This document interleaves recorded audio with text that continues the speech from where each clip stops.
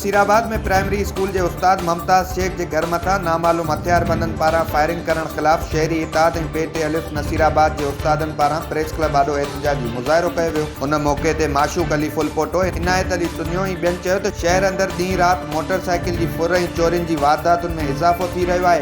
ॿ नामालूम हथियारबंदन प्राइमरी उस्ताद के दरवाजे ते फायरिंग करे फरार थी विया।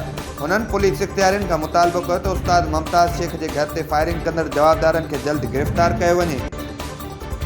चकराटू ॻोठ जान मोहम्मद महतम में मस्जिद के पेश इमाम जो मोबाइल चोरी कंदड़ ॿिनि चोरनि खे ॻोठाणनि पकड़े वरितो।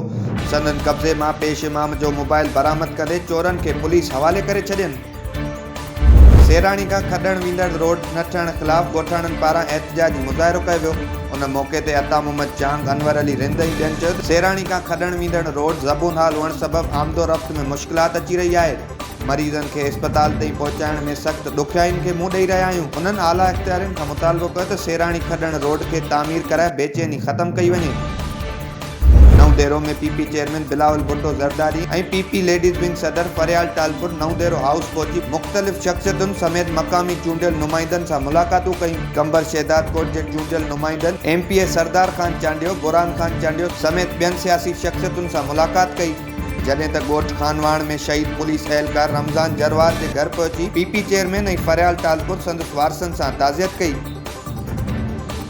प्यारो स्टेशन में 2 ॾींहं अॻु हाई स्कूल के उस्तादनि खां फुर कंदड़ जवाबदारनि खिलाफ उस्तादनि ऐं शागिर्दनि पारां एहतजाजी मुज़ाहिरो कयो वियो। उन मौके ते स्कूल के हेडमास्टर सुल्तान हिंगोरो, उस्ताद ज़ाहिद शेख ऐं ॿियनि चयो त हाई स्कूल के ॿियनि उस्ताद असद लांगा ऐं फरमान सुमरो खां नामालूम हथियारबंद मोटरसाइकिल फुर करे खेनि तशद्दुद जो निशानो बणाए फरार थी विया। वाक़े खिलाफ सीता थाने ते केस दाख़िल है, पर पुलिस फ़ौरन के गिरफ़्तार नाहे करे सघी। उन्हनि पुलिस के चितार ॾिनो त फ़ौरन के गिरफ़्तार करे फुर थियल मोटरसाइकिल, रोक रक़म ऐं मोबाइल फ़ोन वापस करायो वञे। ॿी सूरत तालीमी बाइकाट करे इंडस हाईवे ते एहतजाजी धरणो हयो वेंदो।